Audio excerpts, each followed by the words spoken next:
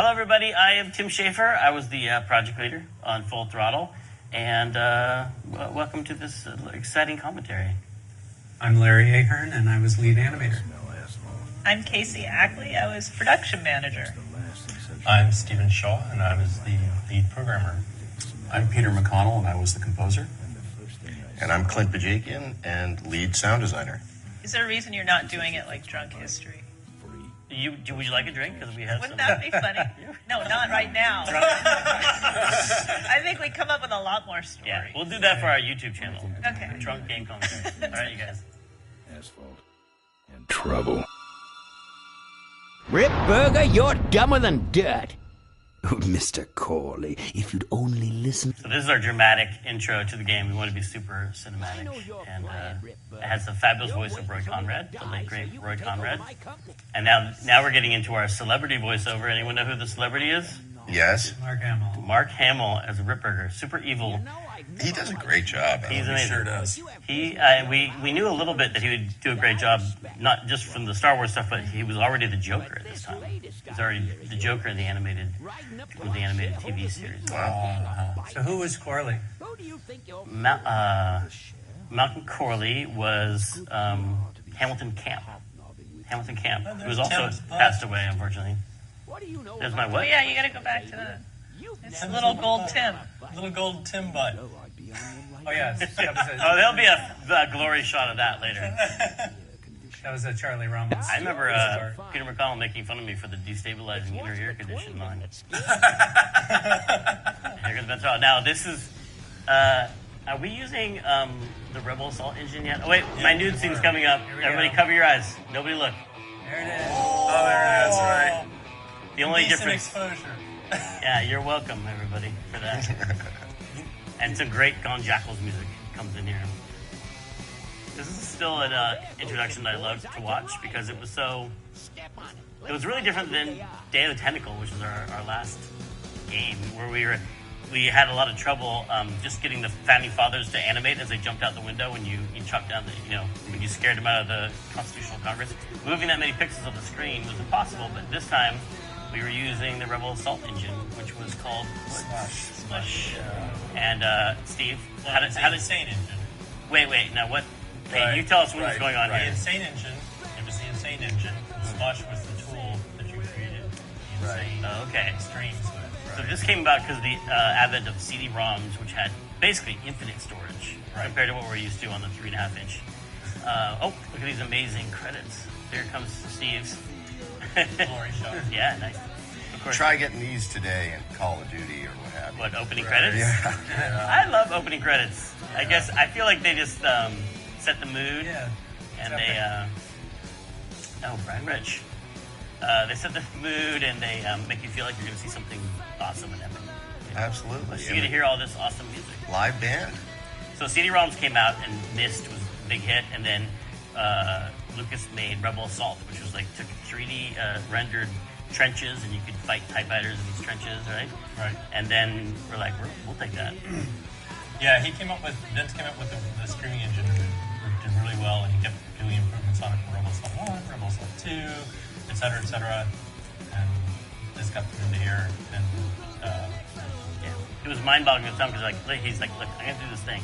It's gonna store the data for one frame, and then the next frame, it's not gonna have the one frame. It's only gonna have the data that changed. And we're like, what?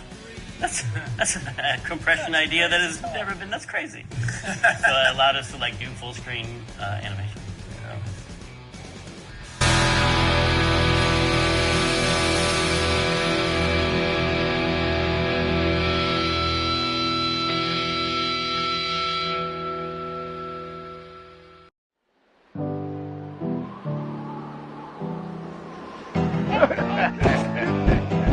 Hey, Ben. You know, Ben, we're broke. Yeah? And if some cash doesn't come our way soon, we're in big trouble. Relax. I have a feeling something's coming our way. Something big.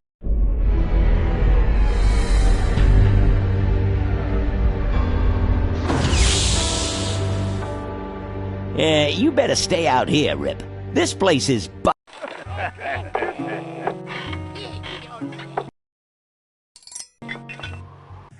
I remember the dumbest things, like the back of the bar where the dumpster is. I just remember telling Peter Chan to get rid of the ladder. Like he had a ladder there that went up onto the roof, and that was part of the learning. Like you can't put interesting things in adventure games because like the player's going to want to go up that ladder and climb up there, and so he had to paint it out. He was so mad about that. But and I think of this room where we started talking about how did we do a game that stylized. Do you remember this, Larry? Like stylized, like but not a cartoon for kids. Because we didn't want to go quote unquote realistic, but we wanted to do something that was more adult. And remember, you guys talked a lot about Mike Mignola, and Hellboy, and how things disappeared into the blackness a lot. And so you can see in the bar, there's a lot up in the TV and the pipes and stuff. It just kind of disappears into nothingness.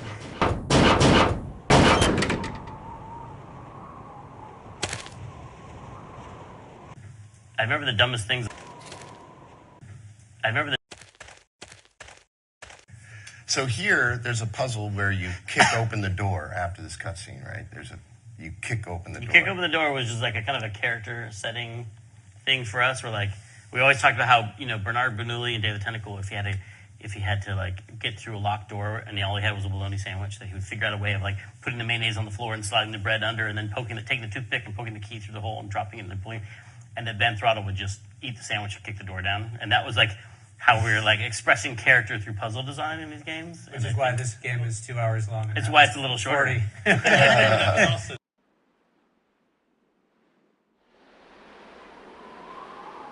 I'd never catch up to them on foot. That's where I came from. Nothing that way from me but a warrant.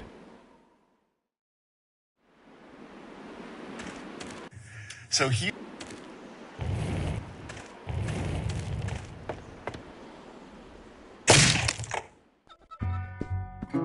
I fixed your door. It was sticky. Look, I don't want no trouble. Just leave me out of this mess. And there's the bartender's name is Quahog. I don't know if that comes up ever in the game, but his name is always Quahog, which is like from Moby Dick. It's how Queequeg misspells his own name when he signs into the log of the ship. Okay. Yeah, whenever I would do a search on it, I would always get Queequeg. I'm like, is that supposed to be? Because I remember you saying it was related to that. And then working with the animation team trying to do the high-res versions of all these characters, every time I got an email about it, it was spelled differently. Yeah. It's Quoog. It's Queeg.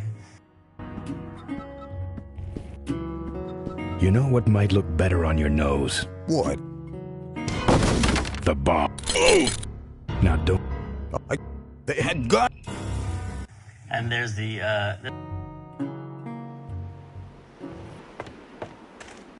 So here...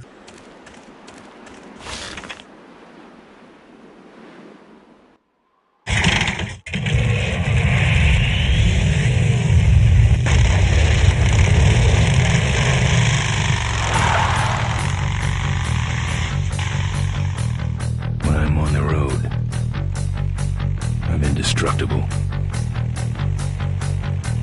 No one can stop me. But they try.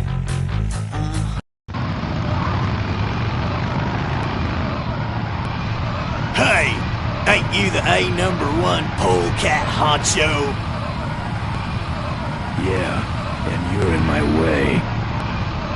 Well, get used to it, bud. When the Rockwheelers hit the road, we own it. Look, I'm serious. Someone's ambushing the polecat. Don't give up now.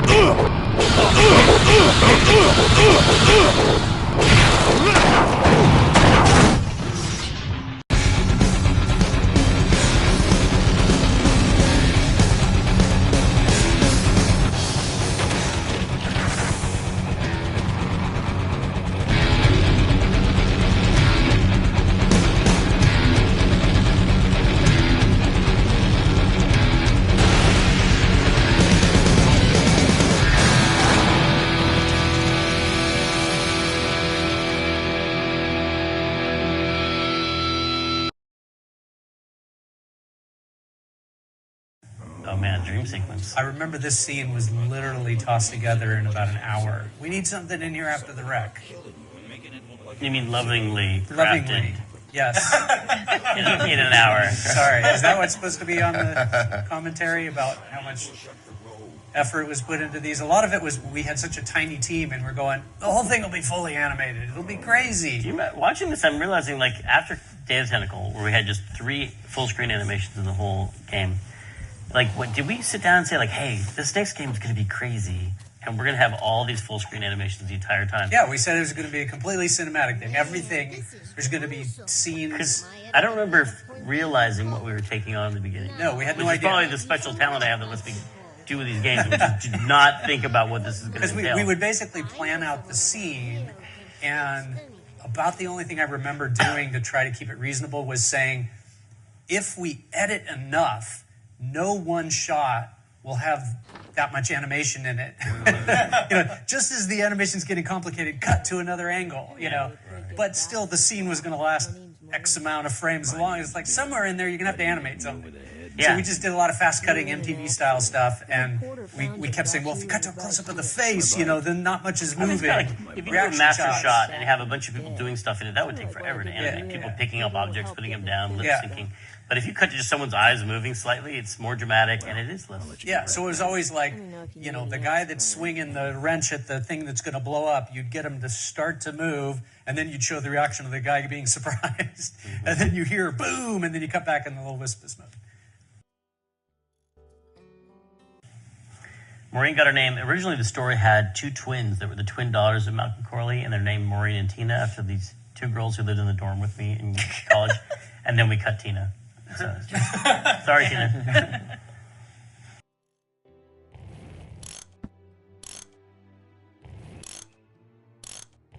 Who's this? Oh, that's me and my Uncle Pete. He took care of me after Dad split at this.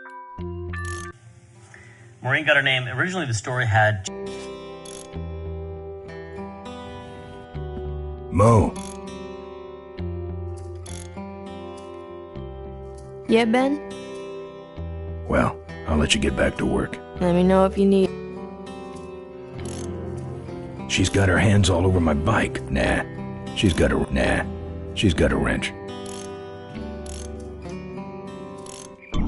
Oh, good. I might... Well, All right. Chan does a lot of designs where you can see, like, the story of the town is that it's sunk. There's obviously a building that was here before, and it just sunk, and they're just like, screw it, let's build another house on top of it. And they just build another one. Like a lot of he does a lot of double houses. There's some of that in second house, like roofs upon roofs. Smart.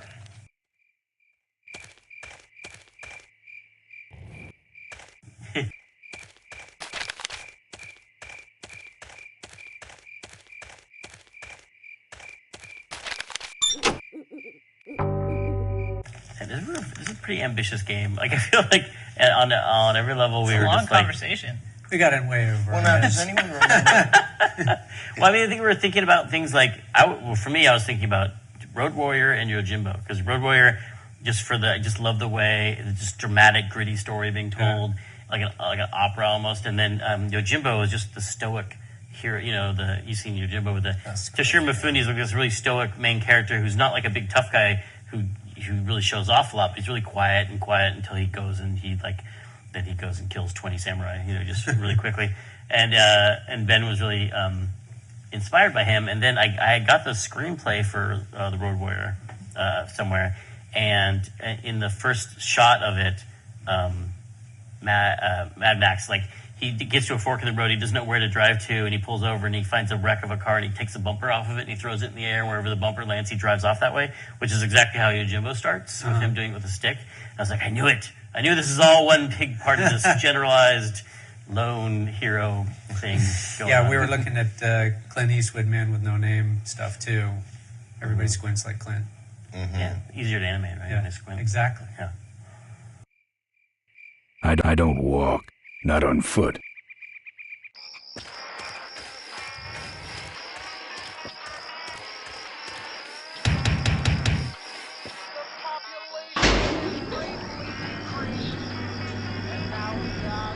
Who's out there?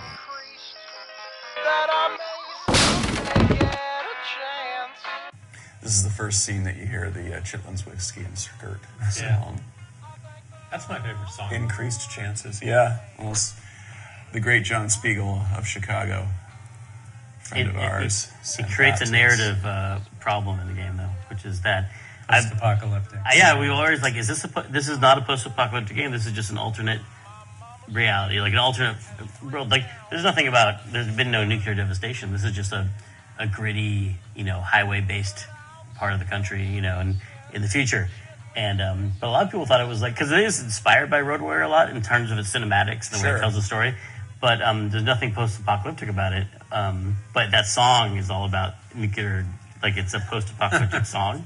And so it kind of feeds into that. So it's good to create false rumors, don't you think? Yeah, exactly.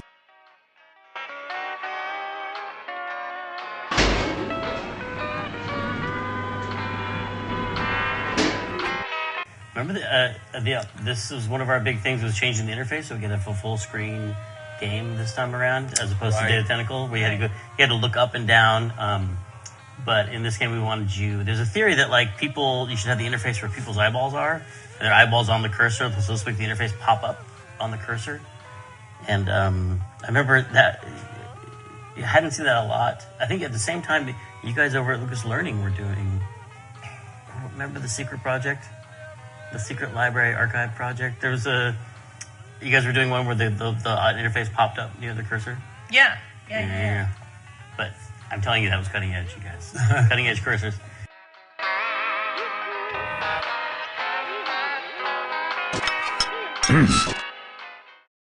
That's my welding torch. How'd you get it? Oh, it was just lying around. A pair of forks, little gas, and we're set.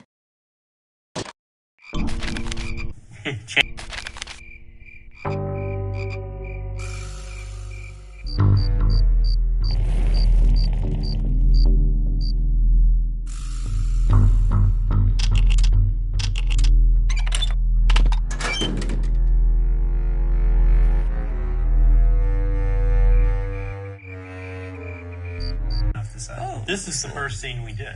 I always thought it This was is the first thing we ever wired up in the game? Yeah, we did this one specifically for, was it CES or whatever else, and we had to get it done, and we had just the assets for this. That cracks me up that we made like a 2-room puzzle for CES. Did we do a special version of Ben? Because he's all darkly black. lit. We didn't have dynamic lighting back then, did we? Right? No. Like nowadays, we'd be painted with a certain color that we would tune up and down. But here, we must have painted a whole other 3D we had in this game. God, was that the CES, Tim, where we had that guy on the motorcycle out in front of the booth? I don't remember. Pretending to be Ben Throttle. Right. I didn't remember. Did we have a booth babe, dude? We had a booth dude, and all us ladies were swooning. I just remember looking at the pictures thinking, that guy was a hunky Ben. We all wanted to go take a picture with him. Looks nothing like someone Did I even get to go to that CES? I don't know. I don't remember seeing any of this. Tell me about it. Well, it was just a little, booth in the back, but then there was a guy with a motorcycle right out front, and he was totally drawing people in. I'm not putting my lips on that. Maureen. Maureen is the Kath Soucie does the voice. She does a lot of cartoons. You look at the credits. Yeah. Almost any cartoon you're watching, Kath Soucie will show up. She does a great job with Maureen's voice, and she came back later on Brutal Legend and did Lita Halford.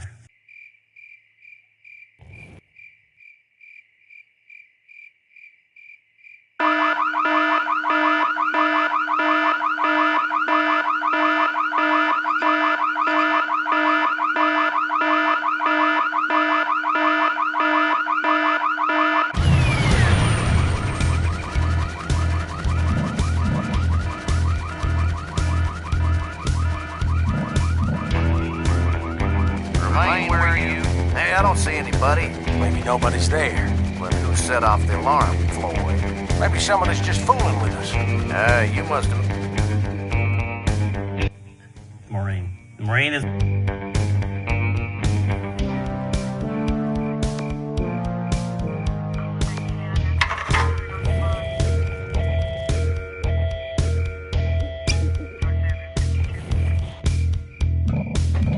Let's build again. That's not something I want to lock.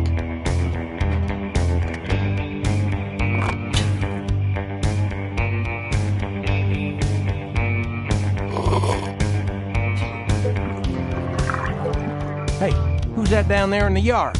It's him. Get him. Where? Over there. Quick, you go around the other side and we'll have him cornered. Where'd he go? Let's call it quits, huh, boss? No, let's call... Chanda.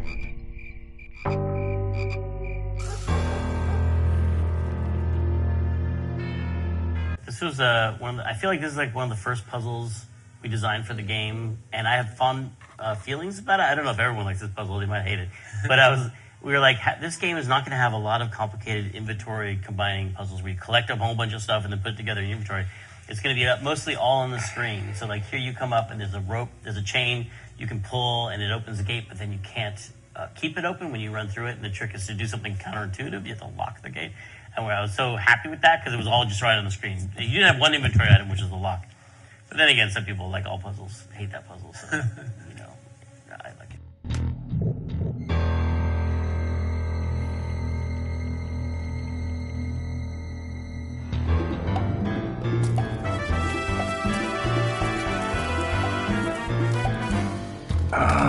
Junk. There's my car, my actual car. There. So that's the Tin Mobile? Oh, yeah. Do you still have that car? It's in a garage in Reading because I was driving. I bought the car for my dad, which is his '69 Le Mans, which is it looks like a GTO. It's a really fun car to have. And then I go at lunch one day with a bunch of LucasArts coworkers in it. Someone before I started it, someone was like, "Do you smell gas?" And I was like, "No, you're silly." And I started it, and then boom. That was me and Michelle Harrell. Yeah, and do you remember like black smoke came out of the defroster vents? It's and a it was convertible. I was like, "Get out of the car!" I jumped out, and I run to this jewelry store to use 911. And secretly, I've been wanting to call 911 all my life, right? Like you just be like, "Oh, someday I'm gonna have to." So I call them, and they're like, "You're at the jewelry store. Is it a robbery? What's going on?" And I ran back to the car, and there was a pool of fire underneath the car, and there were already fire people there, like firefighters there, because I was across the street from the fire department. I could have just run. I could have run to the fire department to bring them over. And anyway, they put out the fire, and then it was really bad. There's bubbles embedded in the windshield from just the heat. Jeez. And you guys go back to the office. So you guys went back to the office while I hung around with the tow truck. And you told Peter Chan what had happened. And so Peter Chan happened to be painting this art. And so he's like, well, I guess Tim Scar's toast. I'll put it in the junkyard. And he painted my beautiful car in the junkyard. That was when you actually had to run somewhere to make a phone call. Yeah. Yep.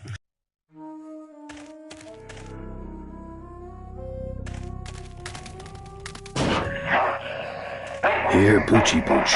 Pooch. Bon appetit, mud.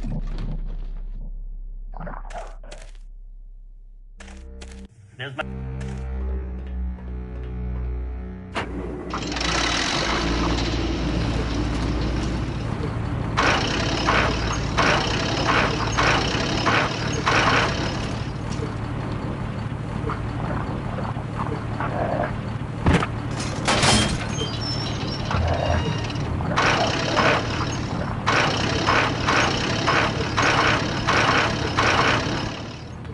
There's my car.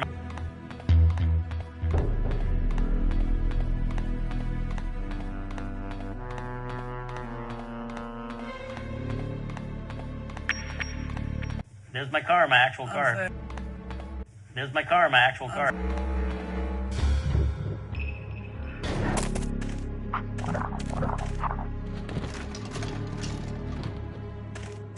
There's my car, my actual car.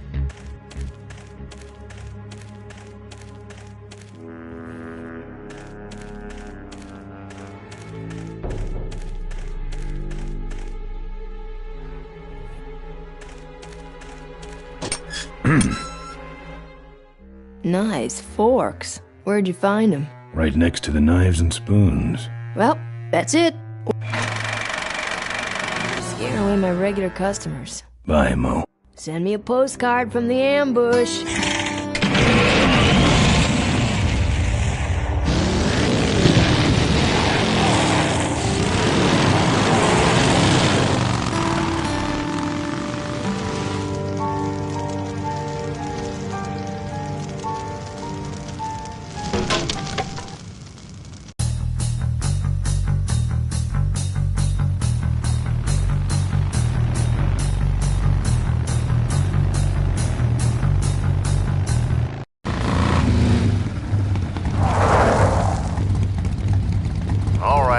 lively.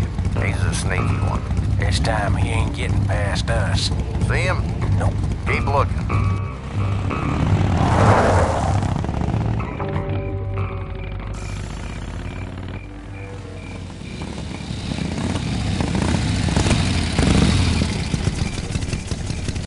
One of the really fun things about sound design for this game is Michael and Peter and I would occasionally have lunch with Gary Rydstrom, who was a sound designer up at Lucasfilm and Skywalker Sound, and he did the sound for Titanic and Jurassic Park and Saving Private Ryan, come on, this is one of the very top sound designers in the world, and just having conversations with him.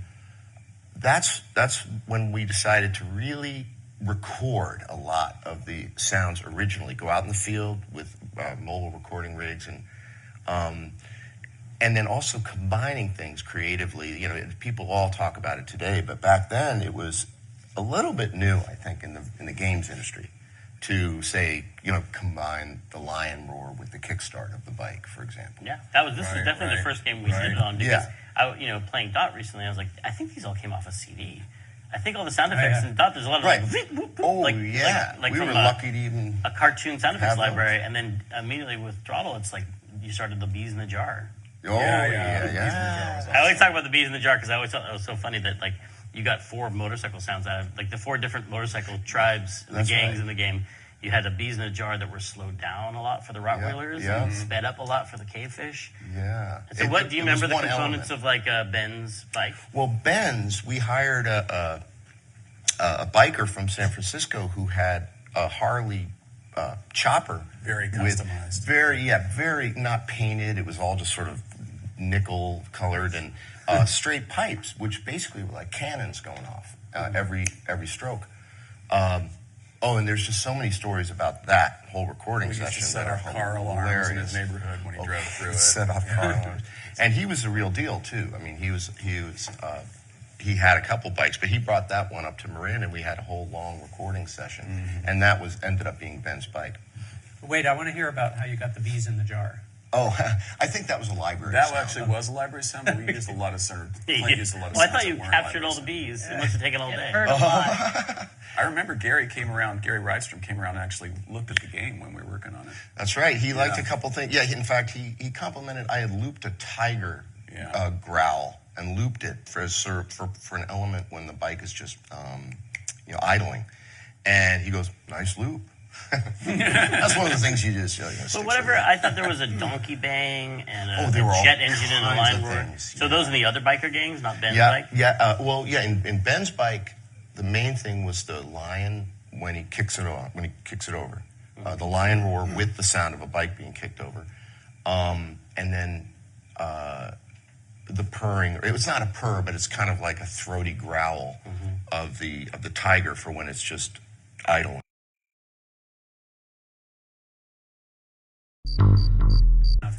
This. You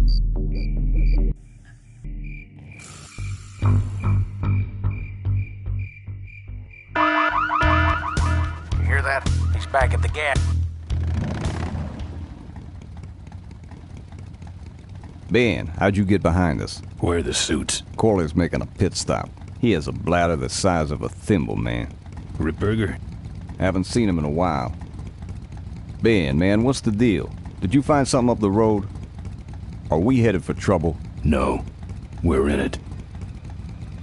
Put my head in a basket, 'cause I'd had a tank full. When she blew my gasket, I surely was thankful. Till I head for the skies up above. It's a woman with wheels that I love. Yeah. Come on, old man. I gotcha. Now, do something incriminating, like ambush somebody. Aha, the plot thickens.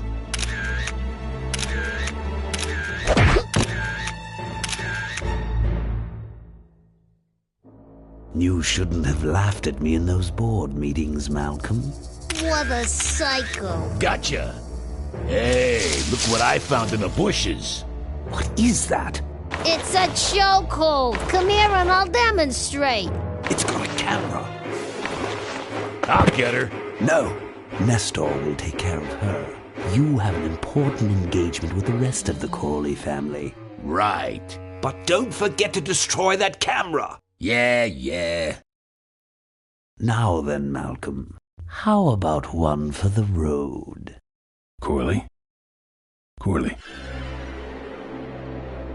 Ben!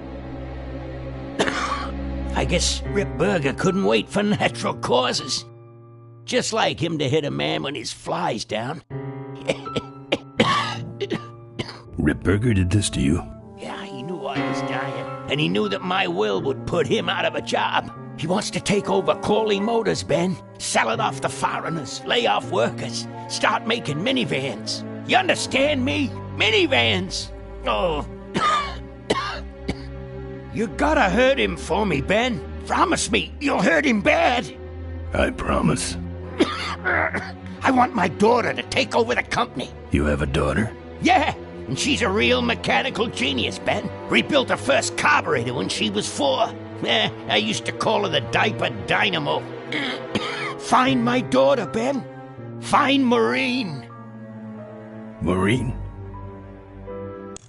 I feel like we were watching, started watching a lot of Hong Kong movies at this point, because there's a lot of that, like, reflection in the toaster that you see the bad guys coming is taken right out of either Hong Kong movies or Hard Target, which was the Jean-Claude Van Damme movie. All right. Saw right when we were making. Also easier to animate the villain really small in a reflection. Yeah, and wiggly in a toaster. I wonder how many people say they use Hard Target. Basically, this this is Hard Target, the game. I think only 2 people were inspired by Hard Target, Von Damme and Tim. Nestor, what's that moving over there by that pile? I don't know, Rip, but I think that pile is Bolus. Yes, now I remember. You're the smart one, aren't you? There's Mo's shack, but I don't see the limo. Maybe I beat them. On second thought, maybe I didn't. Chan does a lot of designs where you can see, like, Maureen got her name. Looks like someone searched this place in a hurry. Nothing left but debris, except for that smashed up camera. Back's open. No film inside. Mo said she didn't have a camera. Here's Mo's picture of her and her Uncle Pete. She said that's... Chan does...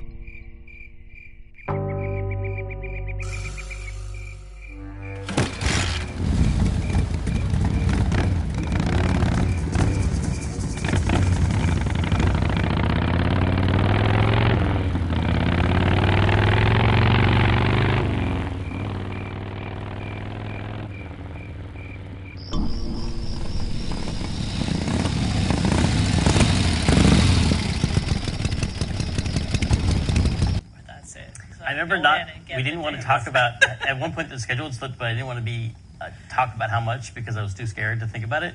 And you're like, do you want to know what the budget is? I was like, no. And I was like, what is it? No, what is it? It was like, it's $1 million.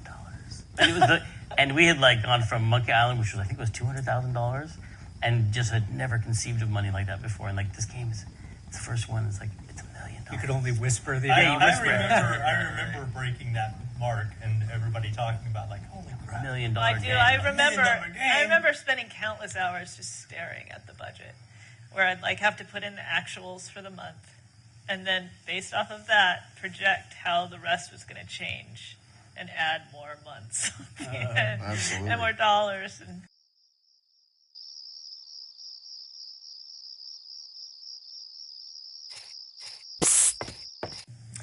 Joe, you remember the scum debug key? The scum debug key? No. What was the scum debug key? Was it Control D or something? Matilda? Over here. Oh, after Matilda? You typed in like Control D Matilda on the keyboard, and they would turn on all the scum jump codes and all the. Oh, I wonder if that shipped in the game. It did. It did? Yeah. Don't try that. Don't try that at home, kids. Control D tilt. No what? It's like Control D, and then you type in Matilda. Control D, Matilda. Don't do it. Hey! Hey! Ben, no time to talk. You know, it's stank in there, but I can't remember a better sleep. You gotta help me. Go find my editor in Corville. Tell him You got... Yeah. So you don't... Well, they get me. Take one.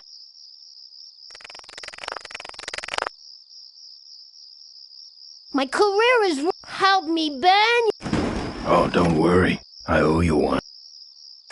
If Miranda's thug is the same one that could be... But then, who... Take that. Quit it! And that. Quit it! And that. Quit it! But that's it.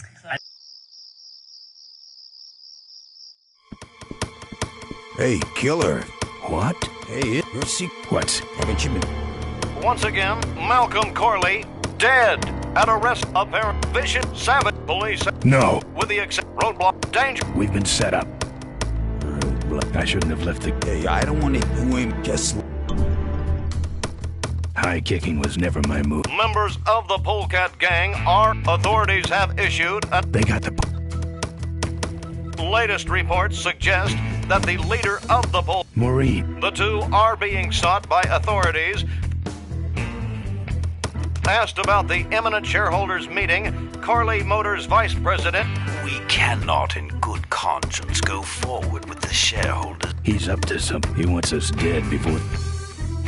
Authorities are still seeking the leader of the... Asked about the imminent shareholders... We...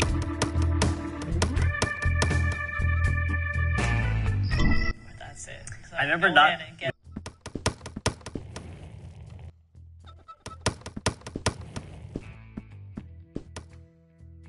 I can do that. Not. Let me show you how to do that. Not. Let me show you. Not. Let me not. Let me not. Let me show. Not. Let me show. Not. Let me show. Not. Let me show. Not. Let me show. Only.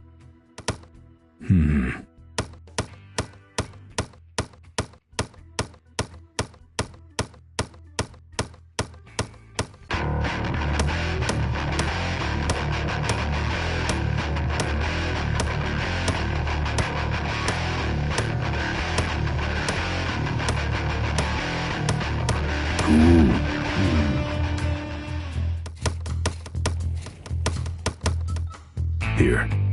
What's that? Fake federal. What if they search the back and find it? Trust me. The engine. So yeah.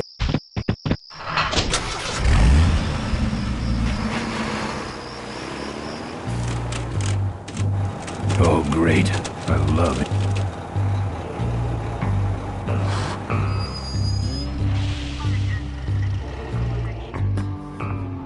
I remember for Casey it was Tim Wrangler. Tim Wrangler. But this wasn't, it was Grimm where you were like listed as pre-production. I was the production manager on Throttle. Okay. Although I love And the then name of the title producer, I was really disappointed. Why, who was the producer? Did we have... Well, We Lucas didn't have a producer. didn't have producers. We had a project leader. And actually, when we did have producers, I remember that didn't help so much because it would be somebody that was on like half-time or less. It was me and Wayne splitting all the projects down the middle. As producer, you mean? the very beginning, yeah. Tucker can, if we still don't respect producers around here, still treat them like, right? Tim Wrangler. That's a more prestigious title than producer. Open up, you minx. Open up, you mink. I don't have anything. Velvet Underground just wouldn't have worked for this. Oh yeah, so originally we were trying to get music. We were thinking about getting licensed music. And we talked to some record companies, and they offered us for free the entire catalog of the Velvet Underground. Which was such cool music. Which is, yeah, who she loved. But I was like, I don't know if this fits the biker theme. But you gotta put and then also, like, The Clash was one of them offered to, because they were shipping a box set of these things. Yeah, I think The Clash was. But and then what we wanted was, we wanted Soundgarden. Or I wanted Soundgarden because they had a song called Kickstand. Right. And it just set in the Kickstand, and that song Kickstand was so perfect for it. So, should I tell it? Sorry. We went down to L.A. Yes. Me and Jackson Morrison went down to L.A. to go to A&M Records to, like, to try and get them to give us. And we hadn't done any licensed music really at all, except for like Star Wars music. And we showed the game to them. We showed them the CES demo with the gas siphoning and stuff. And it was these young executives. They were like, "This is really cool. We really like it." And then like the big guy showed up, and I think he was like either A or M. I recall the story being Mr. M. Mr. M came in, and he sat down, and the younger guy was like, "Okay, Tim, why don't you tell him all about the game?" And Mr. M was like, "No, I want to hear from you. Tell me why you thought this was a good idea." And so he was putting his own guy on the ringer, like, "Why'd you bring me in this meeting?" And we talked about it. And actually, they were kind of into it until when Jack was talking, they realized that we weren't going to pay them any money. We just wanted to get the song. We were trying to explain that it was going to be exposure for them. Yeah.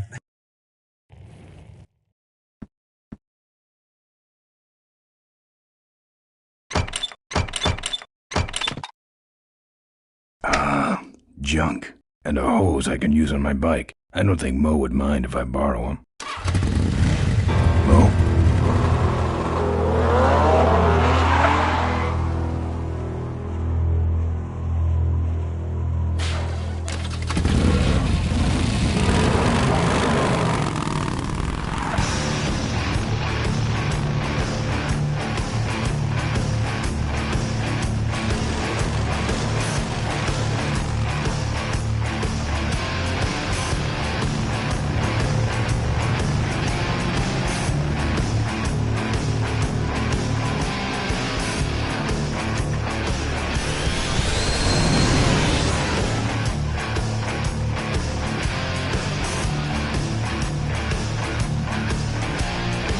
She took my booster fuel. Why is she running from me? She must think the whole world's against her. I think I know how that feels.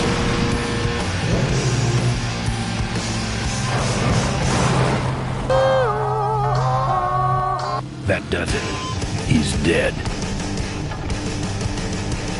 That sign. That means I'm in cavefish territory.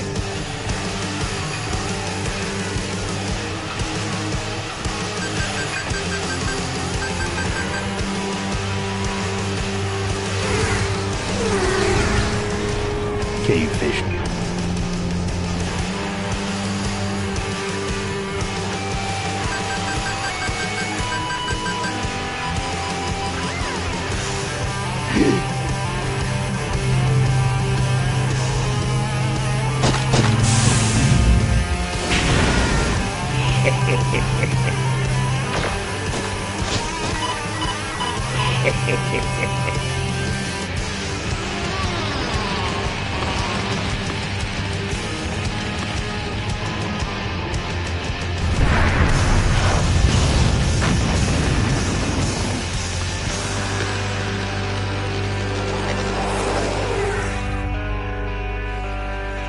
This cargo is worthless.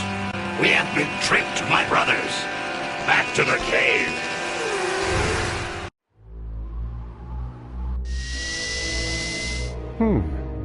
The place looks deserted. Maybe the boss was wrong and she ain't coming here. She's coming. We just got here first. That means all we have to do is sit here and wait. Yeah, so where were we with 3D? Like 3D had already entered the world of games, right? But we were like, no, we love 2D stuff, but we have all these vehicles we have to make.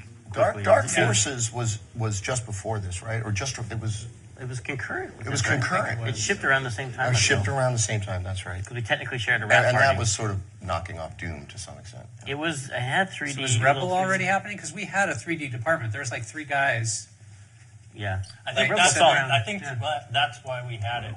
One of them was the Rebel Assault stuff. Yeah, I think so. Mm-hmm. And then, we were talking about there's no way we can draw. Like we were looking at all the reference material from that anime film Akira, all the motorcycles. We're like, there's no way we can draw this stuff by hand. But then we were trying to figure out how do we get it to look 2D and just compressing the heck out of the palette and simplifying it. This was because they probably didn't have the cartoon renderers back then, right? No, we didn't have cell shading or anything. No. So it's just. I remember there was a big struggle was trying to get it to actually match. Yeah, so we were just trying to limit the palette, and then we had the 3D Ben on the bike, and then we would draw over it.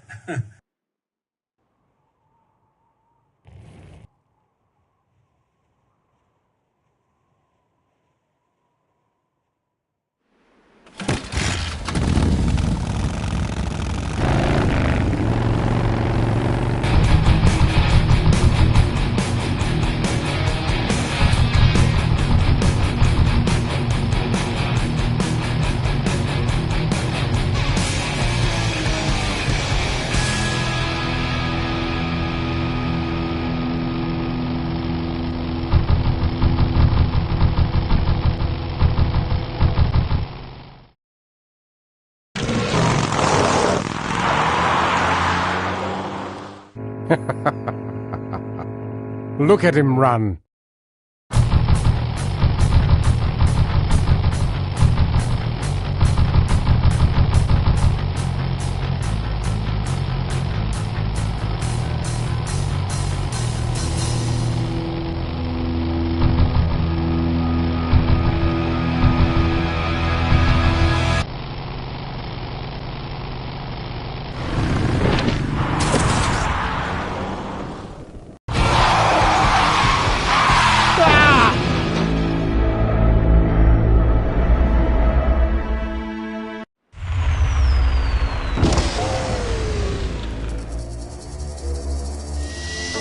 Boss, it was Nestor's fault. Get in quick. I have a plan. We're going to lure the Corley women out of hiding with a bike. Boss, she already has a bike. Yes, but this one she worked on with her father. It's an emotional thing. Don't try to understand. Now hurry.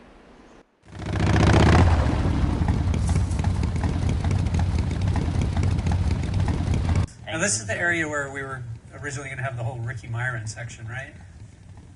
We were jumping over. Yeah, a gorge. We do have that here with the gorge. You jump over. No, but there was the stunt show and the whole Ricky Myron character stuff.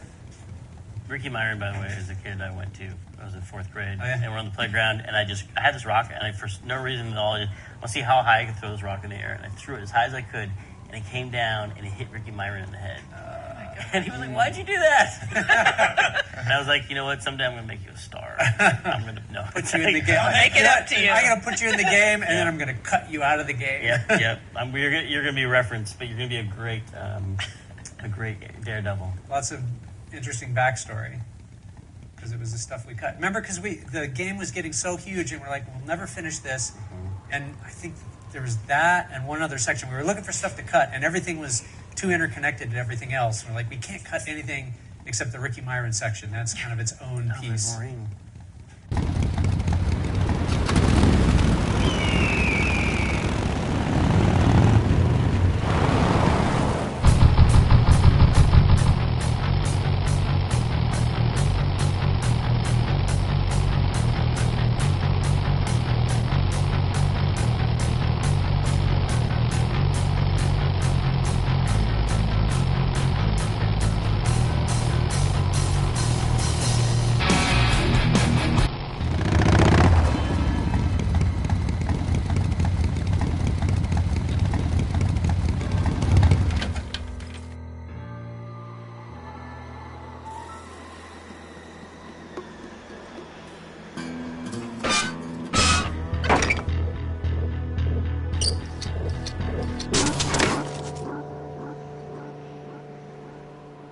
I don't touch anything.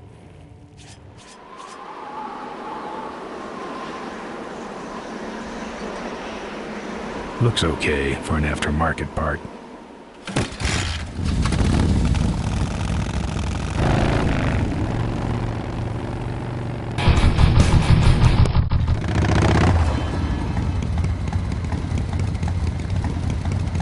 Yeah, so where were we with 3D? Like 3D had already entered the world of games, right? But we were like, no, we love 2D stuff, but we...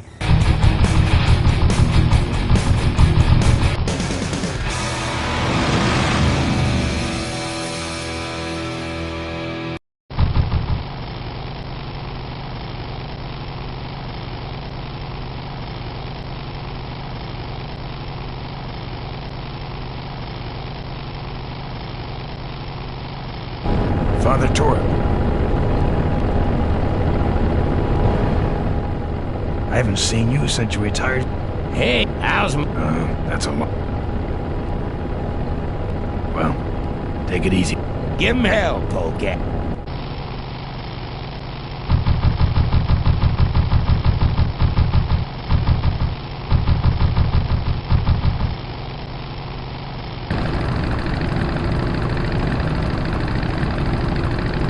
Say there, is that a pre-regulation destroyer class solid fuel recoil booster you have there?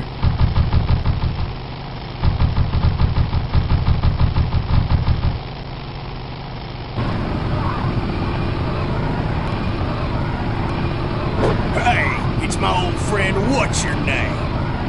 Glad to see you all rehabilitated. My knuckles are starting to itch. No! That's a sin!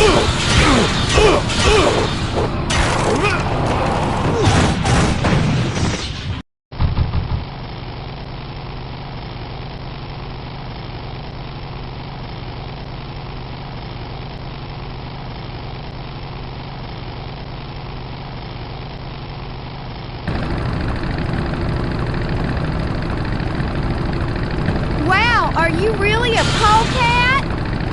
Yes, I am. Well, I hate polecats. Escape.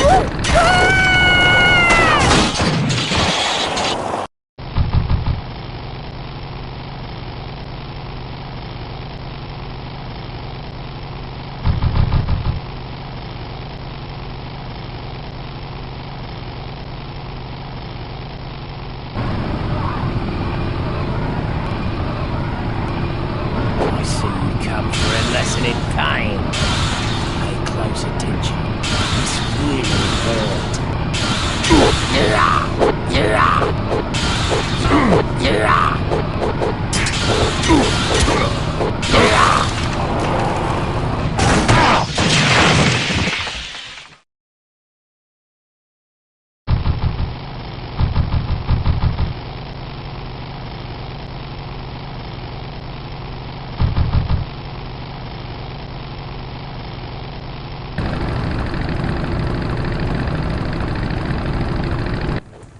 There's the sound of you driving over a rough road. Steve, I remember you were duly hard on me to get that sound right of the tire going over those reflectors in the center of the road. And it's true. It makes that sound. We all know that sound. It's like it sort of sounds like puck. You know, puck, puck, puck, puck. And I have to admit, I had a really hard time making that sound. Finally, one time I was just driving and holding my arm out the window of my truck with a microphone and running over those things. I don't know if I ended up using those, but it was a tough sound to make, to get it right.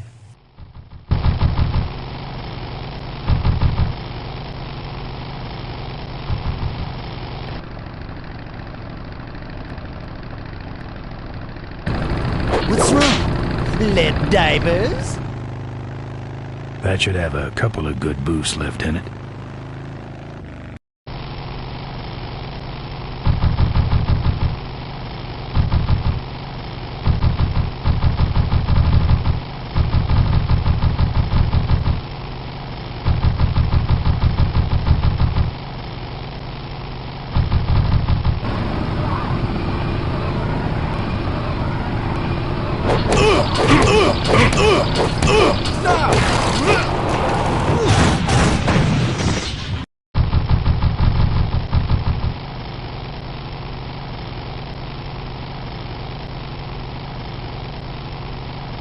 Father Torrell.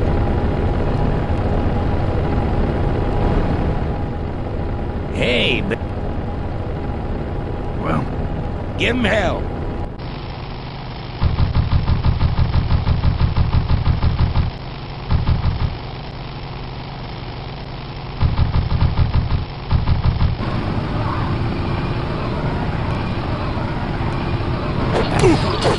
Is that all the pain?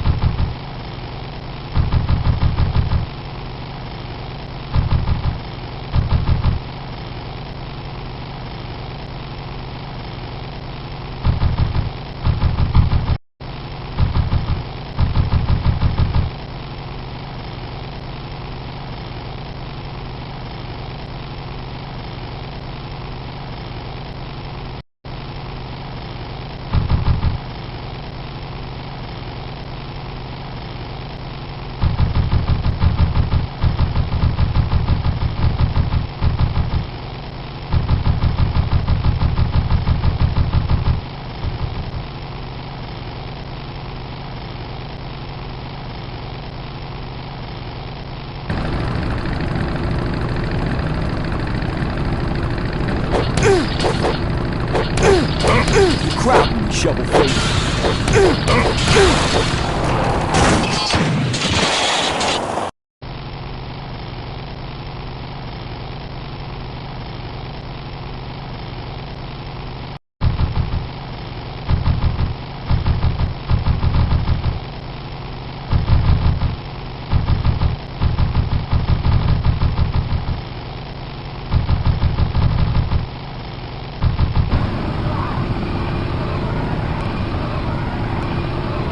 Where is this place? It's just like a circle of bikers randomly driving. Well, it's like Highway 9. Actually, I wonder if there's a highway called Highway 9 on the way down this like Santa Cruz that bikers love. It's an actual like biker road where bikers go on a lot, and there's a lot of biker bars on the way and stuff. So that's real. That's right out of the pages of California history. Is that 17 that you're talking It's about? off of 17. Or it's the mountain road that you would take next to 92 and Highway 1.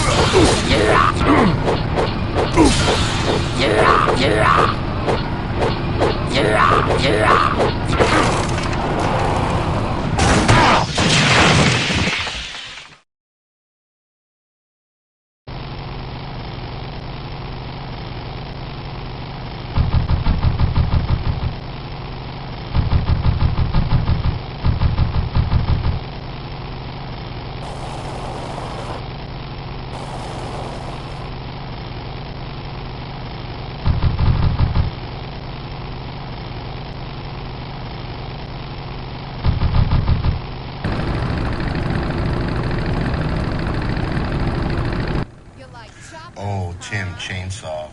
I threw a party at my house, which was up in the woods in the Cotswold, and it was in the middle of a forest. And we couldn't get to it. And it had a long driveway that went through the forest. Right. And we had a terrible storm, and it was pitch dark, and the first person to arrive at my party was Tim, driving alone, and he came up to a fallen tree across the driveway, and I emerge with a chainsaw running in my hand and go walking up to and a mask made Tim. of human flesh. And I go walking up to Tim, and you were genuinely scared. Because he had read about stuff like this. Up in the woods of Nicosia. Yeah. No, that guy's got I remember that party. That was fun. Star Wars Rebel. That was a good party. Tattoo on his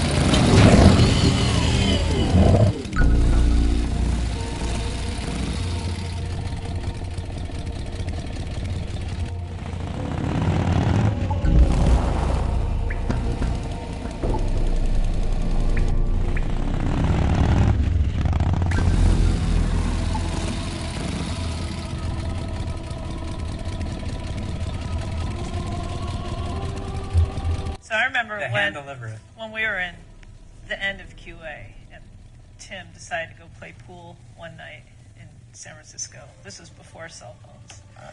And something came up, and I had to find Tim and bring him back. I think it was for the bunnies. And because there was a bug that had to be fixed, and we had to ship this game. And so all I knew was that Tim had gone to play pool in San Francisco. Well, I didn't have any work to do. Right.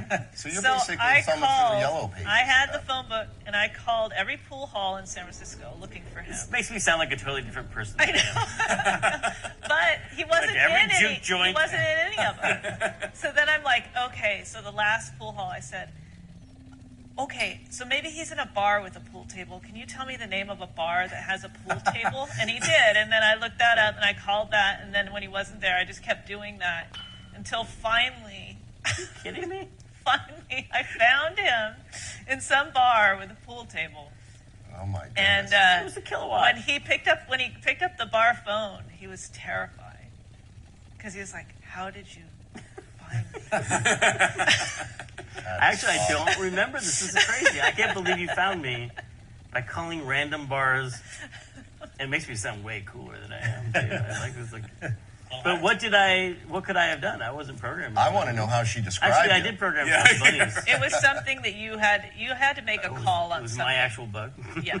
It was either your bug or you had to make a decision right then and there as to what we were going to do. Bunnies in or out?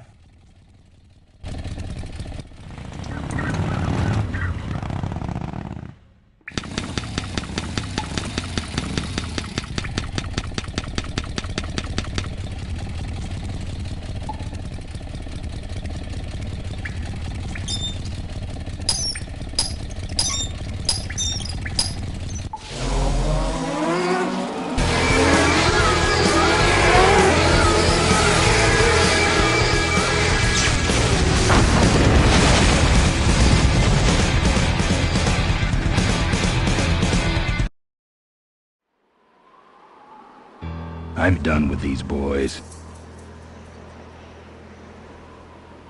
Now, this is the area where we were originally going to have the whole Ricky Myron section, right? Now this.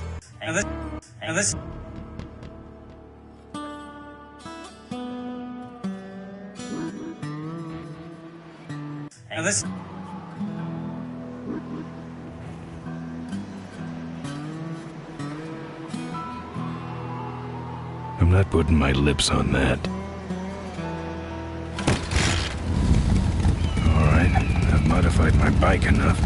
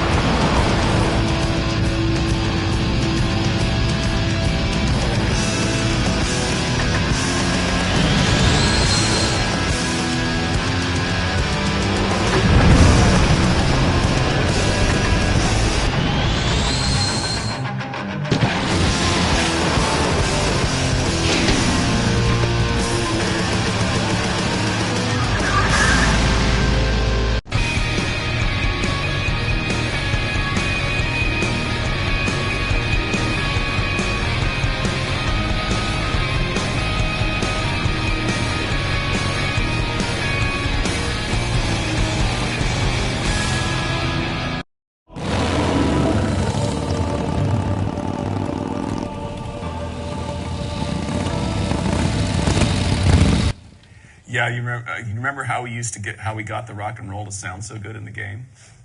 Oh, we just deliberately distorted it? Yeah, we turned it up because of the low sample rate. We turned it up so it was about 50% too hot. Clipping. So it was clipping, so all the waveforms were being chopped. Right. For all you audio geeks out there. It's a real no-no. But it sounded good. The best way to do it for that particular sound. Well, since we're talking about Smush, which originated, I believe, with Rebel Assault, right? With Vince, in an earlier incarnation at least. And Vince liked to do everything himself, and we were a little miffed in the sound department because we found out that he had dubbed the Star Wars main theme himself using a boombox. Right. And the headphone output. Right. So, more geeky audio stuff, but basically a headphone signal is an amplified signal, right, to drive the headphones. And he put that right into the computer, to the Sound Blaster card, and sampled it. And it sounded really big and huge and over the top. And we said, Vince, let people do this who know how. So we couldn't get it to sound as good as he had it, no matter what we did. And then I finally realized the only way to get it to sound better, or even just a little better than what he had, was to deliberately clip it and overdrive the analog signal and overdrive everything. Okay, I have to talk about this puzzle because it's causing me a lot of grief. This is the second puzzle everyone gets stuck on, and they hate it and they get really angry. So the puzzle is supposed to be that you have to line up your knees, your eyes with the crack on the wall, and the puzzle is supposed to be that Maureen wasn't a grown-up woman at that time. She was only a 4-year-old girl, so the crack should be much lower, and if you go there and kick it, it works. But we're worried people would just brute force it and kick everything, so we made it so you couldn't kick it unless all these gauges were all lined up, which is a little contrived. And so, but the thing, that's where I learned the rule of adventure games. If it's possible at all to brute force something, they will do it. They'll be like, well, I guess I just got to kick every pixel on this wall. And so people would kick every pixel and be like, why did you make that stupid puzzle where you have to kick every pixel? And I'm like, it was supposed to be this other thing. You're supposed to figure it out. You're supposed to think the way I thought about it. And so that was a big learning experience for me.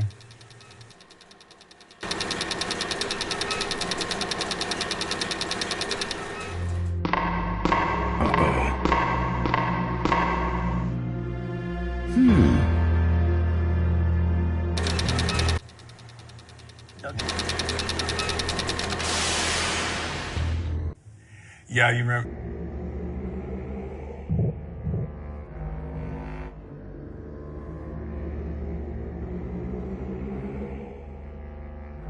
Souvenirs here.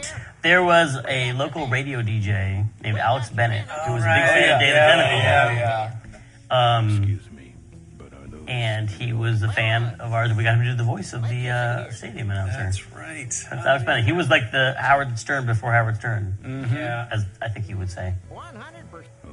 Mm-hmm. Didn't we get him to do some sort of PR thing on his show? I got to go on the show and promote. Oh, right. Wasn't he at the He was at the rap party too, yeah. He was an institution in San Francisco radio. Yes, he was. KMEL and all these different stations. Live 105, yeah. 105, yeah. He was a big deal, and he got his voice in the game. Tutorial. Looks like it's getting weak. Oh, great. You killed the battery. We got your t-shirts here. Do you remember going to Skywalker Ranch to record a video that was for marketing purposes, which was the Gone Jackals playing? And I don't know what, this is for some B-roll that we recorded for marketing use, but they also took a picture of the band, and they made a leather jacket that said Full Throttle on it. And we filmed them playing in the same soundstage that the London Symphony Orchestra did Star Wars music on. And I just remember they came in and they wanted to pose with their bikes on the soundstage. And so they rolled, there was like the night watchman who was like letting us into the building. We had permission to be in there, but he like saw the motorcycles getting wheeled in. He's like, are those okay to be indoors? I'm like, yeah. And he said, and he asked we had these actual biker guys who own the bikes, wheel them in. And he's like, are they gonna leak on the woods, hardwood floor in here? And the biker guy was just like, she'll leave her mark. Well, that's a good segue. But it's no big deal. All sizes and colors. Fill our handy beverage hats with your drink of choice.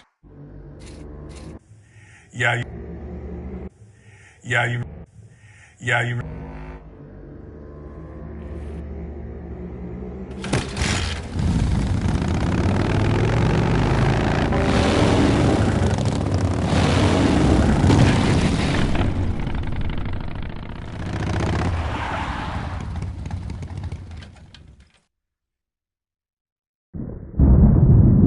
There's the vultures. I've heard of them. And I guess it's all. I remember going into Tim's office at one point as the deadline was looming, saying, Tim, you got to cut the Mine Road or the Bunnies. Oh, I remember. He's like, I'm not cutting either one. Mine Road or the Bunnies? Yeah, I'm like, you got to cut one, Tim. Something's got to go. We had already cut so much on the game. I was like, we can't cut anymore. And the bunnies are crucial to the narrative.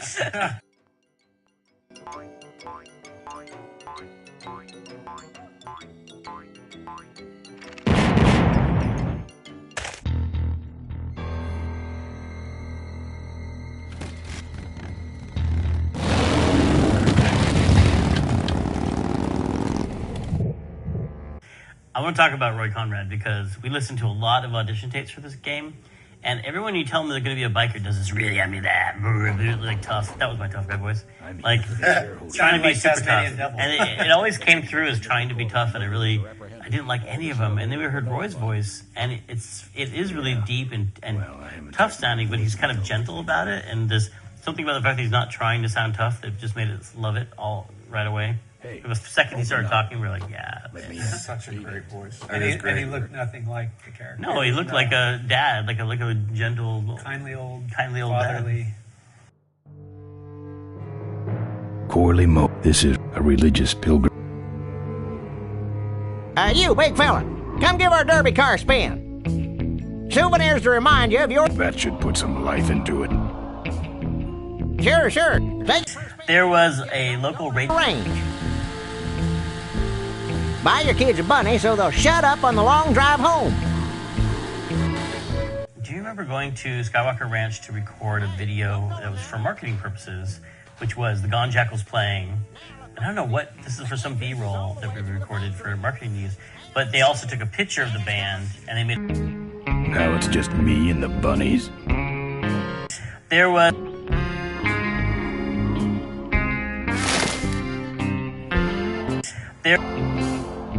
No, my man. I'll have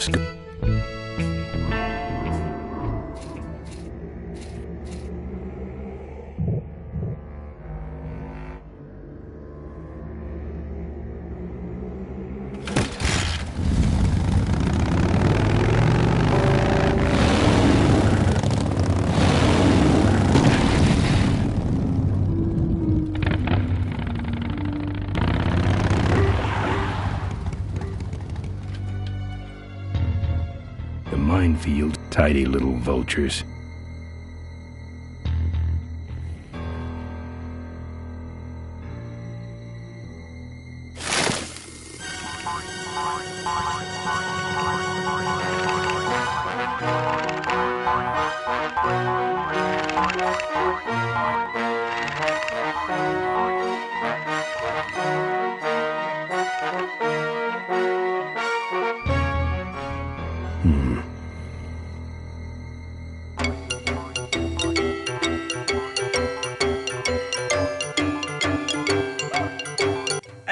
I remember going into Tim's office at one point as the deadline was looming, saying, "Tim, you got to cut the Mine Road or the Bunnies." Oh, I remember. He's like, "I'm not cutting either one." Mine Road or the Bunnies? Yeah, I'm like, you got to cut one, Tim. Something's got to go. We'd already cut so much on this game. I was like, we can't cut anymore. And the bunnies are crucial to the narrative.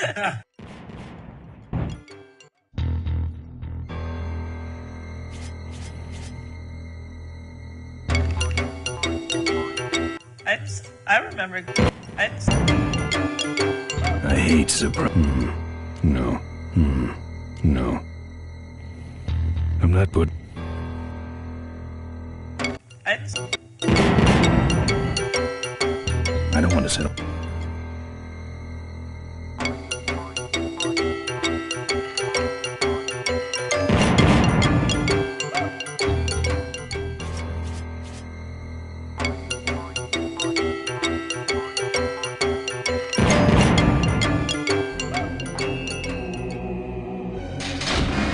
That's the guy I was telling you about, Susie. You sure? Yeah, that's the guy who killed my father. All right, vultures, rack 'em up. Let's rip him quick. Listen, Mo. Oh, we should. Hey, you heard. Let's. Let me go, or else. I'll call your name. Like. Diaper Dynamo. How? What'd you hear? Your You. I didn't. Well developed.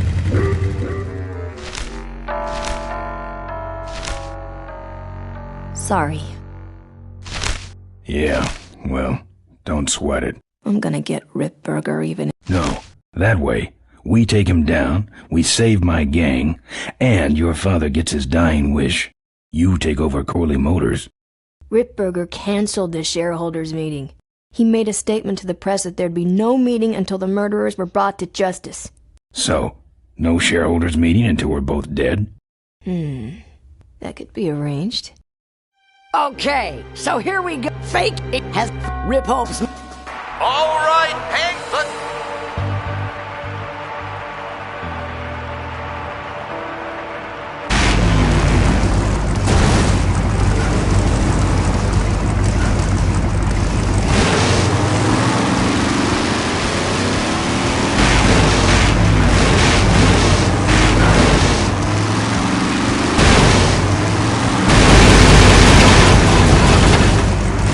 That card looks like...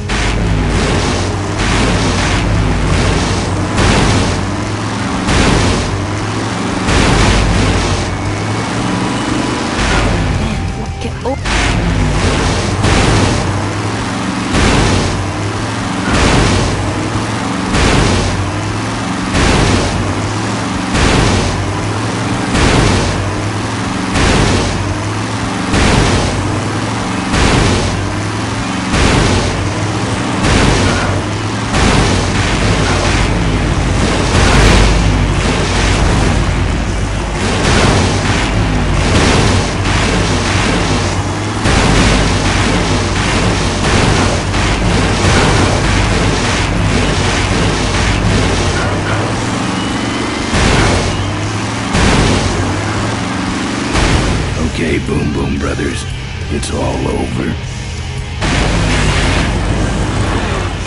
Get him! What are you doing? Are you taking a nap? Idiots. Okay, Mo, time for our big finale. Do it! Now that's an explosion, ladies and gentlemen. Can't see any survivors yet. Wait, what's that? It's the unknown Avenger, and he's on fire! Let's give him a... We really should put him out right away. Still no sign of Ms. Morley. Man, quit clowning. I am a... No, the bike. Who cares? Most. All right. This is your moment to shine. You gotta make bleed.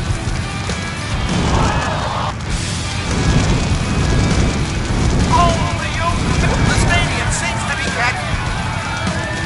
Yeah, you're right. The derby's over. Run for your lives!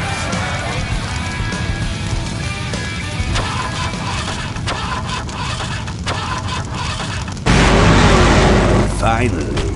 Now, squish that.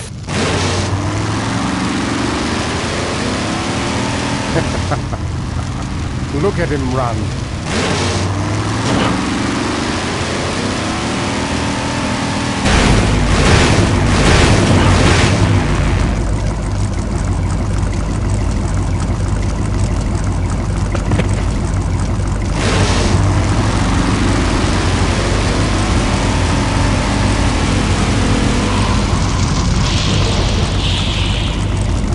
What happened?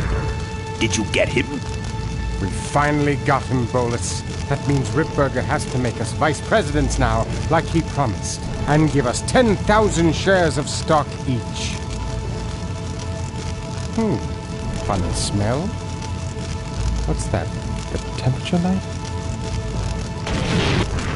Well, on the bright side, I just made 20,000 shares of stock. Time to start the shareholders meeting. Where's the hardtail? All over the... What? What happened to you? Ben, I can put it... That's a... I'll see what I can do. Right. So, Keith of the Gone Jackals recommended a guy he knew who had a Harley with straight pipes, a big old chopper, and every single cylinder stroke sounded literally like a cannon going off. I mean, literally. And that's Ben's bike. And we did a bunch of pass-bys and starts and all the things that you would do. But the best recording that came out was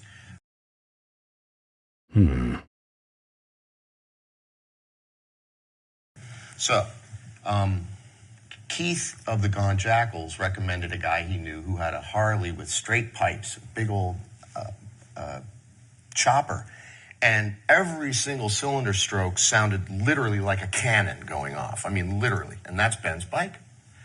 And we did a bunch of pass-bys and starts and all the things that you would do. But the best recording that came out was strapping a Walkman Pro with a cassette. It was a cassette recorder, which was actually really good that it wasn't digital, that it was recording onto magnetic tape because it's such a loud sound pressure. And we strapped it on the back of his bike with a gooseneck going to an SM57, which for audio people who may not know, is often used on a snare drum. It can take a lot of sound pressure level, these mics. You could mic, a cannon. It was invented for the military. Oh, really? Was it? That's what Camden said the other day. Wow, okay. He's probably right. So I just strapped it on the back of his bike and he just rode around. And that ended up being the cleanest recordings, the best recordings. We got accelerates, we got steadies, we got all kinds of stuff from that. And much of it was cut in without any processing or pitch shift or anything like that. It was just the sound of that wonderful Harley. So the driver of that almost dumped it, though, because it started raining. So we had to store it in the LucasArts lobby. Right. And Here, take the photos. I don't want them. Show them to someone important if you get a chance.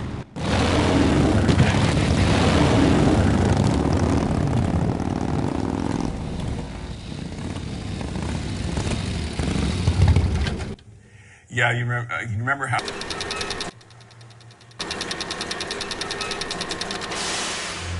I do remember one time, right as we were about to ship, I was testing it at home, all night long, trying to crash it. And I, started to doze off, and my cat walked across the keyboard I remember that. and crashed the game. Oh, that's right, the cat crash bug. The cat bug. And we could never, your cat would not reproduce it for us. Reproduce that bug. And they were like, "Oh, we've got to fix it." And it's like, bring the cat in. Bring the cat in. Pro. I can't. Did you thank that Everybody cat in the credits? get a What was cat. the name of that We started cat? bringing cats into the pit. Did you thank it in the credits? What cat was that? It was Eartha, and she was thanked. Thank you.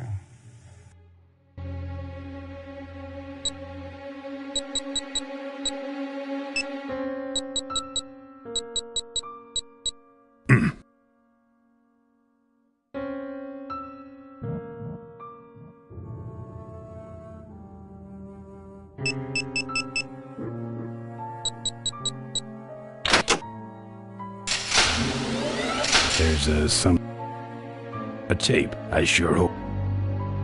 I do remember. This is the last game I ever programmed on, I believe. I remember doing Ben crawling all over the semi and doing the bunny stuff, which is maybe why it was such a problem. This is an interesting a transition for me in learning about schedules and how terrible and hard they are. Because Day of the Tentacle, I feel like was the last game we did that was on time. Yeah. It was not a breeze, but it was no crunch mode, followed the schedule. And part of that is because we had an extra 6 months at the end because of adding the voice we had. Right. But and this was the first game that went way over budget that I worked on. And and first time I had a producer, which is Casey. So she would come in, and I just remember you asked you like a specter. Yeah, she'd come in and be like, Tim, when is this going to be done? And I just remember that weird feeling of, and I told this to you, I don't know how to express this, but I feel like you come in and ask me a question, and then I look over to the place where that information is, and I see this empty box with cobwebs in it. And then I come back and I don't know what to tell you.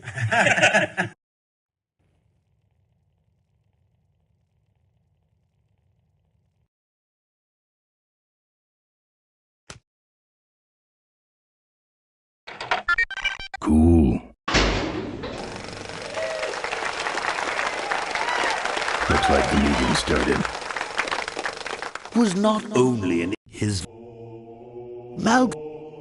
We talked to.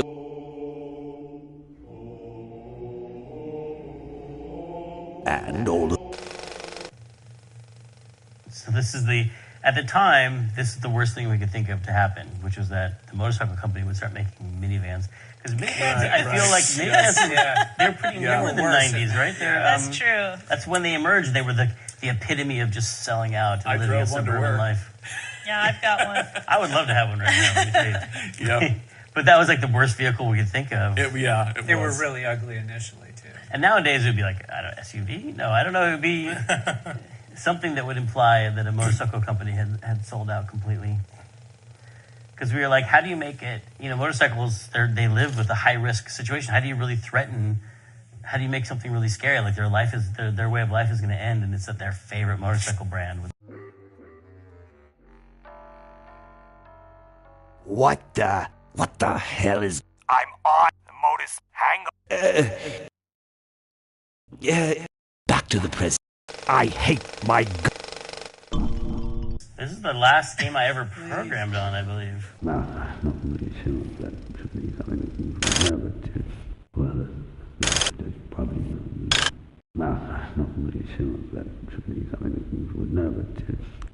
What you see before you right now is my vision for cosmos. Oh, perfect. This is a disaster. You're telling me. Hey, when is it that George came down and spoke to us all, and he said he had his 55% rule? There was a game that precipitated that. I thought it was 40. If you get 45% of what you want, then you're... No, 55. Oh, really? Yeah, it was 55. No, it was just over half. He goes, if you've got this great idea and you think it's going to be killer, and through the realities of relegating it with a team and all the collaboration, all the technical limitations, you get it to 55% of relegating your concept, the audience will get it. And it's time to let go and ship your products, folks. Like, come on. Right. This is a business after all.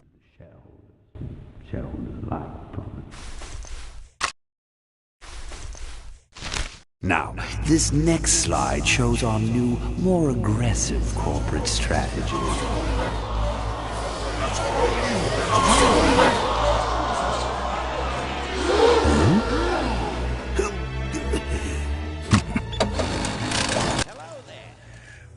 Where'd you get the idea of him having a New England accent? It's really cool. Pepperidge Farm Scott, Pepperidge Farm. I don't see here with these bikers. In this, the voice for this game, I was more removed from it than I would be on future games. I got really involved in the casting. So I was involved in the casting of Ben and stuff, but Tamlin, Neelio, and Chris Brown did a lot of it on their own, and they went and recorded definitely without me. And so I don't remember. And Tamlin's thing was we got to differentiate all these characters, right? And that's where a lot of the crazy accents come from. Is like we got to make them stand out from each other. They worked. They're great. All right, that's enough. How do I turn this damn thing off?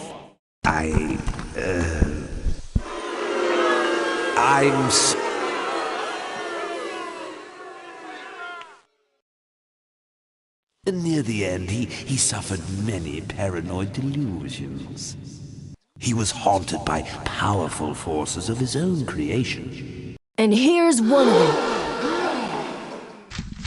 Ladies and gentlemen, my name is Maureen Corley, and do I have a heck of a story for you. By the time I'm done, you'll see why this man should be in jail. Hey! Where'd he hobble off to? Uh-oh. There he goes. And then he sent his goons after me.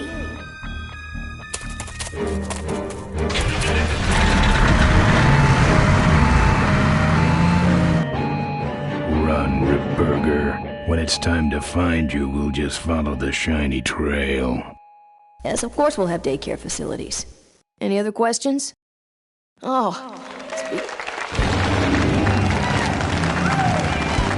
So, after we pick up your bike, we'll go get my gang out of jail. And then find out why my gang never showed up to help us. And then you go business suit shopping. Don't remind me. Don't complain. You're going to be rich. At this point, I'd settle for just a little peace and quiet.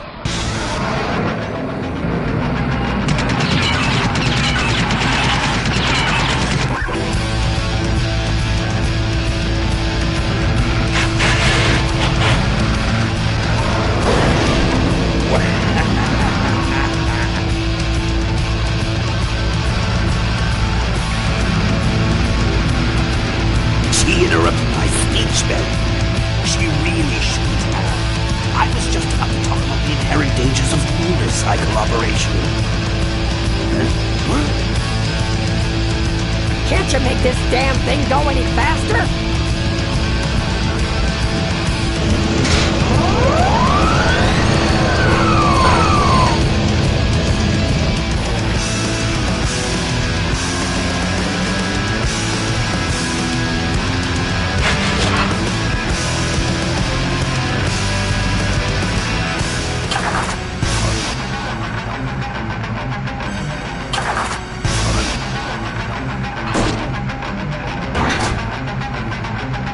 You need more than a cane when I'm through with you, Ripburger.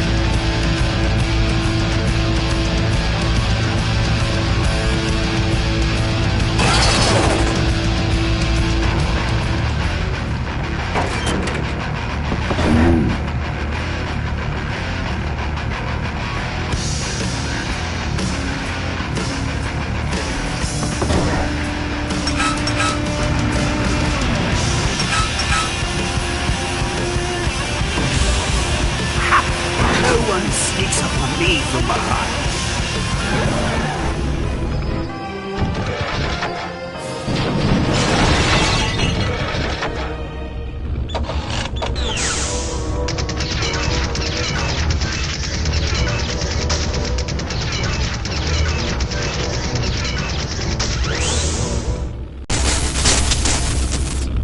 I thought you said this thing couldn't move.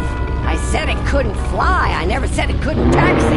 Well, flying would be nice since we're headed for the gorge. Ripburger, you're going to kill... Shh! How do you stop him? From the cop.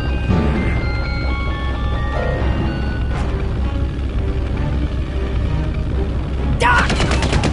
Careful, Ben!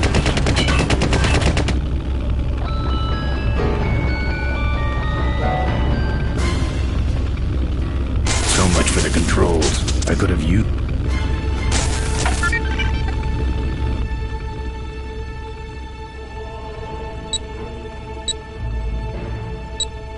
Here goes nothing.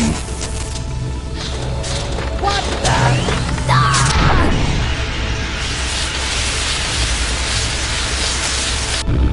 Ben, what did you do?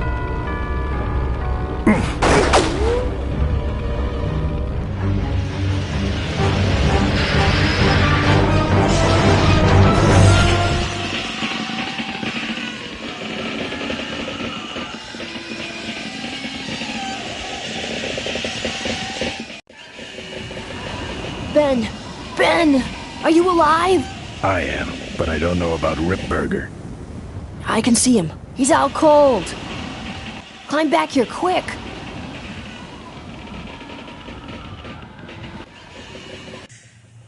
I feel like I remember programming this part too, because this is all like a reference to Dr. Strangelove.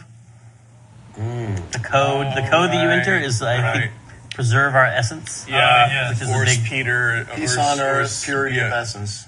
Yeah. Purity of essence, right? Or peace on earth. Something like that. Mandrake, ever been a prisoner of war? Yeah. Why, yes, sir. Yes, Jack. As a matter.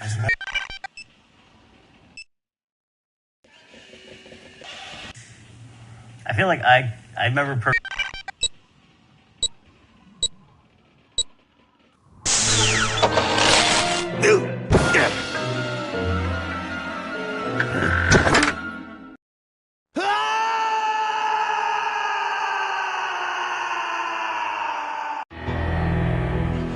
Well, that answers that.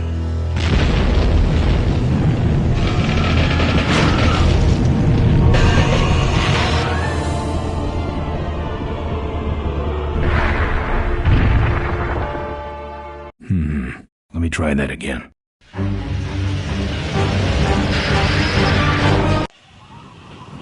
Climb back here quick. I feel like I remember programming this part too, because this is all like a reference to Dr. Strangelove. The code that you enter is I think preserve our essence. Which is a big Peter. Peace on earth, purity of essence. Yeah. Purity of essence, right? Or peace on earth. Something like that. Mandrake, ever been a prisoner of war? Yeah. Why, yes, sir. Yes, Jack. As a matter of fact, I have.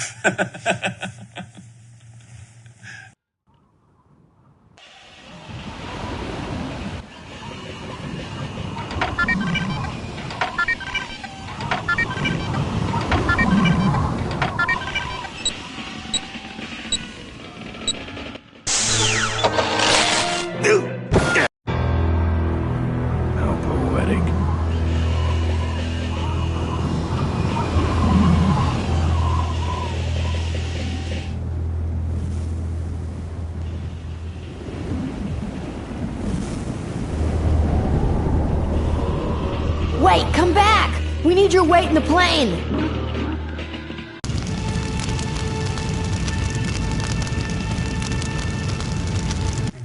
So this is a big question for the remaster because the aspect ratio is wider. And one of the puzzles here is as you run out of this. So this is a big question for the remaster because the aspect ratio is wider.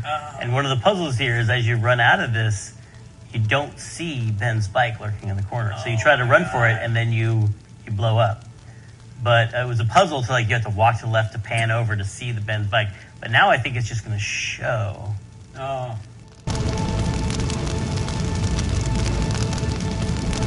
And I think the explosion looks like a giant croissant chasing you out of the plane. Watch this. Look for the croissant. Must have been breakfast. Here comes. And croissant. Yes. Delicious. Flaky. That's my favorite. Okay, that is a favorite. That's the best shot. Life was a game to him, and he played it by his own rules. He was a mystery to most of us, and yet an inspiration to us all. He gave us freedom. He gave us power. He gave us wings. He gave us wheels. Thank you, Malcolm Corley, for giving us a dream that will never die.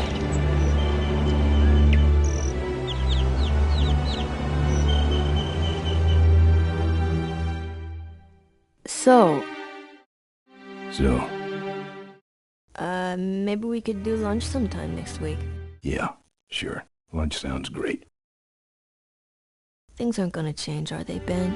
I mean, just because I'm in charge of the company now, and living in a mansion and riding around in limos, that doesn't mean we won't spend a lot of time together, does it? Look, Mo, you're in a different league now. You shouldn't be hanging out with the likes of me anymore. But Ben... Oh, just a second. Hello? What? No, that's crazy. Is he nuts? Look, move the meeting up to 5 and tell the plant foreman that I'm coming over personally to inspect those parts. I know, that's what I told him.